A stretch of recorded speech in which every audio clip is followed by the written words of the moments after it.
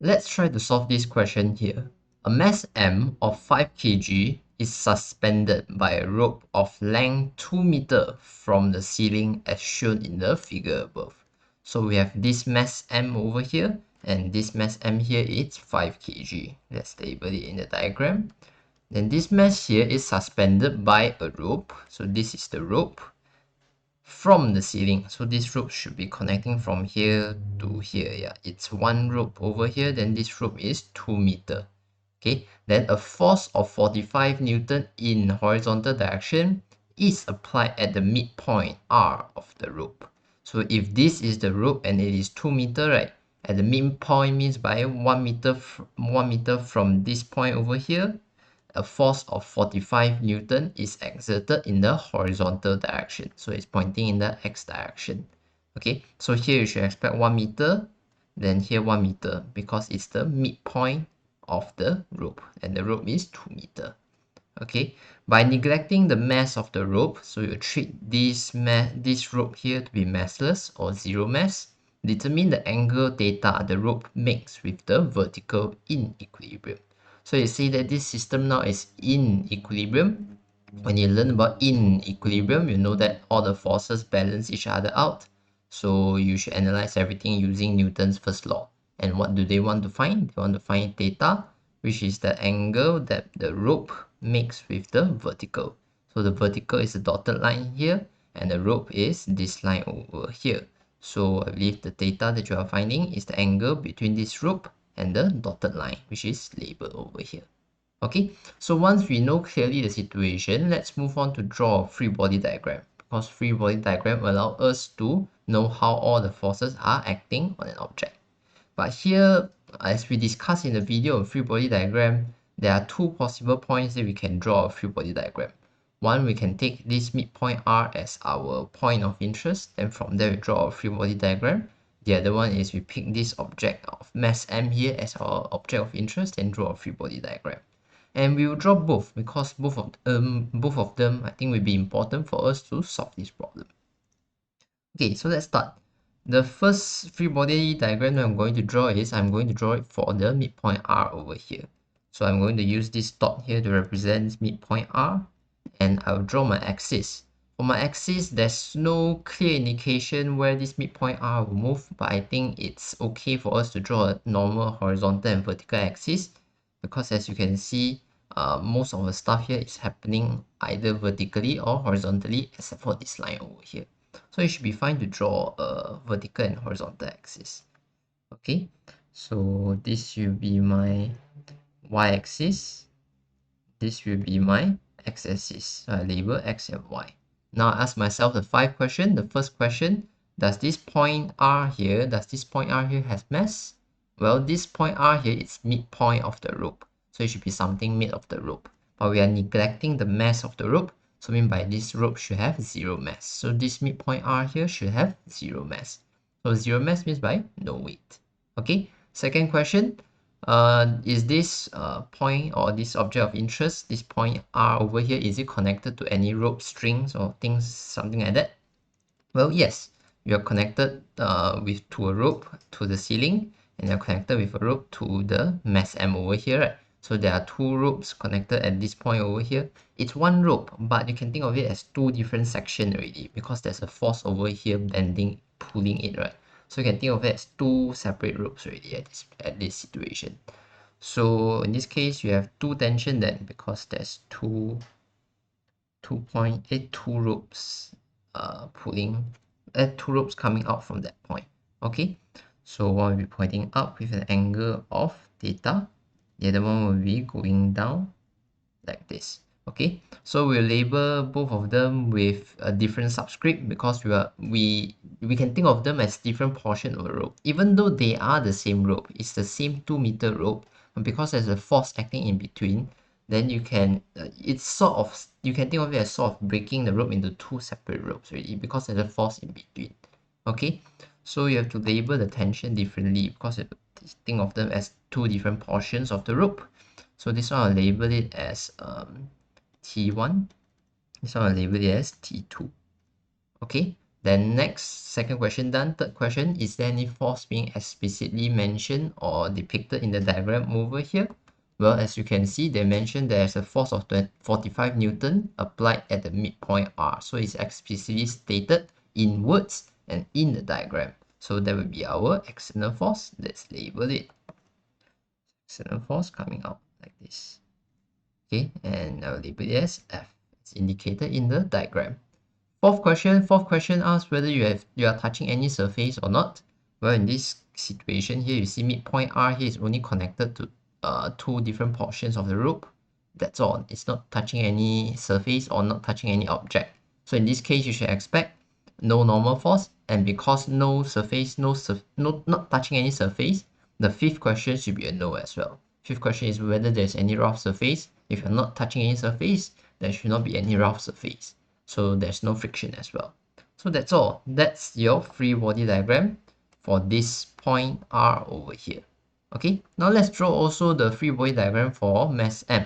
So we will use a dot to represent mass M. But for this situation, right, since we are drawing two free body diagram, it's important for us to label which free body diagram is for which object of interest. In this case, this first free body diagram here is for midpoint R. But the second free body diagram here is for mass M. So it's important to label it. And now we draw our axis. Well, the possible path that this mass M can move is up down, right? In this situation, I mean, it won't be moving, so the axis actually we don't really care so much about it. Okay, so this is our axis. Next, the third question, we ask ourselves the third steps. We ask ourselves the 5 question. Does this mass M here has mass? Yes, it's a mass, so mass M. So it has mass, then the earth is beneath. So you should draw weight coming down from it. So this will be weight. Okay, next question. Is this object of interest here connected to any rope, strings, cables of any kind? Yes, you can see this mass here. There's a rope extending out from it. So there will be tension. And in this case, one tension. So where will the tension pulling? Tension should be along the rope, away from the object. Okay, so along the rope means by either like this or like this. If you draw like this, then it's away from the object. If you draw like this, it's towards the object. So definitely not this one, but this one. So this should be our tension. Okay, so now here we have tension 1, we have tension 2. So this one we should label tension 3 probably. But if you see this rope here that is exerting a force on mass M, which caused this tension here, this rope here is the same portion of rope as as the rope that is exerting tension T2 on point R. Okay, it's the same rope that exert the force T2 on point R and exert T on mass M over here. And since it's the same portion of rope, you should expect that the tension exerted on both ends should be the same. The tension along the rope should be always constant, okay? If here is 5 Newton, then here is 5 Newton, then here is 5 Newton, here is 5 Newton. It's always constant along the whole section of rope. Okay, section of rope doesn't mean the whole rope. In this case, this is one rope, right? But here is one section of the rope. And in this section of the rope, you should expect tension to be constant throughout. So if here experience a tension of T2, here should also experience a tension of T2 because they are the same portion of rope. So you can label them with the same magnitude T2 over here. Okay, then that will make things easier later. But this one is slightly related to Newton's third law, but it's the same portion of the rope, the tension should be the same. Okay, so now we have drawn we haven't finished ask ourselves the 5 question. Okay, third question, any force being explicitly mentioned? Well, no, you don't see any force being mentioned here. The 45 Newton is for the point R, it's not for the mass. Fourth question, is this mass M touching any surface? No, not touching any surface. Fifth question, any rough surface? No rough surface. So that's it. That's our free body diagram for mass M. Now we have drawn the two free body diagram. Let's analyze the whole situation applying Newton's first law. Why do we know in this question we need to apply Newton's first law? Because they say the whole situation is in equilibrium. you are in equilibrium. So in this case, you are in static equilibrium. Why are you in static equilibrium? Because the whole system here is at rest. And as you know from your Newton's first law video, if something has no net force acting on it, then an object at rest will continue to remain at rest. So in this case, the whole object here is at rest, and this whole system here remain at rest. So if this whole system is at rest and remain at rest, we know that there will be no net force acting on it. So when there's no net force acting on it, you know you need to analyze it using Newton's first law. Okay, so let's start analyzing the situation. We analyze the simple one first. We analyze this mass M free body diagram here. And since there's only forces acting in the y dimension, we'll be analyzing using first law of motion on the y-axis, the y dimension of this free body diagram. So sum of Fy, okay, equals to 0. So this is Newton's first law. No net force acting on it, therefore at rest remain at rest. Okay, so now sum of Fy, we are looking at this free body diagram here. So the force involved in the y dimension is the tension 2 and W over here, the weight. So we take watts on one side minus watts on the other side. Okay, you can take W minus T2 is fine, or you can take T2 minus W is fine. Okay, so in this case, I'm going to take T2 minus W.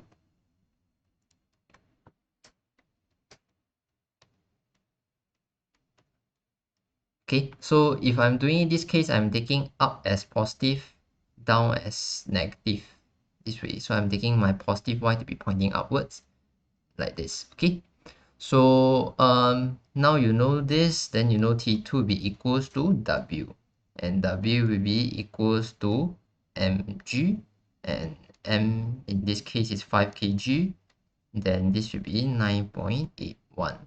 So you can calculate this to become 49.05 Newton. Okay, so this is T2. So T2 here, you know that T2 here has the same magnitude of force as the weight of the object. Because this object is at rest, so anything pulling upwards should be balanced by anything pulling downwards, so that the force cancels out, become net force equals to 0. Okay, so now we move on to analyze the first free body diagram, which is on midpoint R. So we'll be analyzing, because in this case, you can see that there's forces acting in the x dimension, there's forces acting in the y dimension, so we have to analyze the forces in both dimensions. But in both dimensions, we'll analyze it using Newton's first law, because the whole system is in equilibrium. But before we start analyzing, we notice that this tangent 1 here is not lying on the y-axis, it's not lying on the x-axis, it's somewhere in with an angle. So in this case, we have to resolve it into its x and y component so that we can analyze the x component and y component separately. So what do? We resolve it. So resolve it, you get a component pointing to the left, and this is the x component of tangent 1. And you also can get a component pointing upwards, and this is the component of T1 pointing in the y direction. So which one will be cos, which one will be sine? Well, this one opposite is this place, so you should expect this one to be opposite means sine, so this one should be T1 sine theta. Whereas for this one over here, this one here, it's adjacent, so adjacent should be cos theta. Okay, so this is how you resolve it. Look at the opposite, you look at the adjacent, you know which one is cos, which one is sine. So now that we have resolved it already, we do our analysis. Let's do it for the x dimension first. So x dimension, you can see two forces acting in the x dimension. One is the external force of 45 Newton. One is the x component of tension pointing in the opposite direction. But you know, because this is first law, it's in equilibrium, you know that this left hand side of the force will cancel out the right hand side of the force. Only they will become net force in the x direction equals to 0. This is what you should think in your mind. So let's do the analysis. So sum of F in the x direction is equals to 0. Now here's something you need to be careful about. Here we are analyzing two different free body diagrams here.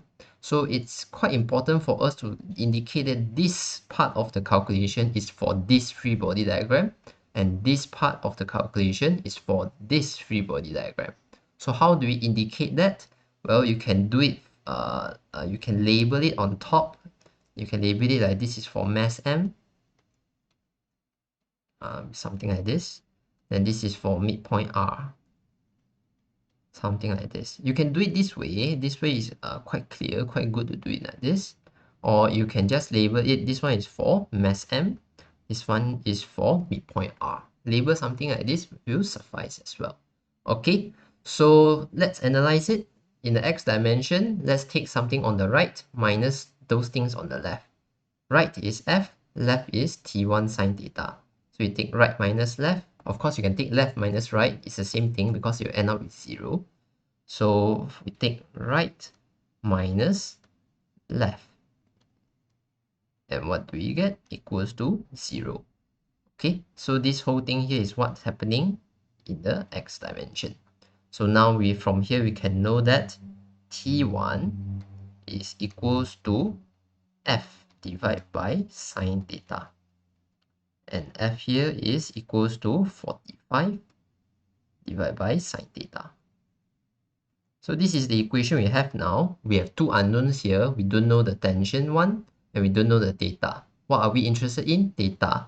What are we not interested in? T1. But since we have another unknown, you should expect later, because you have two unknowns, you'll be doing simultaneous equation. Okay, let's keep that in mind. Then later we check whether there will be any simultaneous equation or not. Okay, we have done it for the x dimension. Let's do it for the y dimension as well. So again, y dimension is also in equilibrium. So if it's in equilibrium, analyze it using Newton's first law. So Newton's first law tells you that sum of forces is equals to 0. Okay, no net force. So in the y direction, what do you have? You have your y component of tension 1 pointing upwards, and you have your tension 2 pointing downwards. So you can take up minus down, or you can take down minus up. It's up to you, because at the end it equals to 0 as well. Okay, so we'll take up minus down. So this will be t1 cos theta minus t2 equals to 0. And here you can see t1 is equals to t2 divided by cos theta. And actually, you know the value for t2. T2 is 49.05 cos theta. Okay, so now when you reach this part, you can see that it's a simultaneous equation already, because what you have here is two unknown, t1 and theta, t1 and theta. Okay, we are interested in theta, we're not interested in t1. So what can we do is we can equate these two equations together. So we label this one as 1, and we label this one as 2. Then what we do is we equate them together. I'm a bit out of space, I'll write it here. Equate 1 and 2. And then it will be 45 sine theta equals to 49.05 cos theta. Then later you shift things around. I believe you can do this. Sine divided by cos is tangent. And from there you do your inverse trigonometry. Then you should get your theta equals to 42.5 degree. Okay, you need to know sine divided by cos is equals to tangent here, this one. Then from there you do your inverse tangent to get your theta. Okay, so when you end up with an angle, you might be, oh, your physics occupational habit. Okay, I need to write above or below x or y axis. Well, no. In this situation, you are not determining direction. What you're determining is you're determining an angle, theta. So you have determined the angle, and yeah, that's it. That's your answer for this question. And that means this point here, this angle is 42.5 degree. Okay, so now in this question, you have seen that you can use Newton's first law. By knowing that there's no net force, you can use Newton's first law to analyze situation by balancing any force pointing upwards with any forces pointing downwards. That is in the y-axis. For the x-axis, you balance what's on the left with what's on the right. Okay, basically when I say balance means by you take one side minus the other side, it should equal to 0. And that's the main idea behind Newton's first law. No net force, no change in state of motion, no change in velocity, Therefore, constant velocity. If velocity is 0, remains at 0. If velocity is not 0, remain in the non-zero value with the same direction, not changing direction. Okay, so that's all for Newton's first law of motion.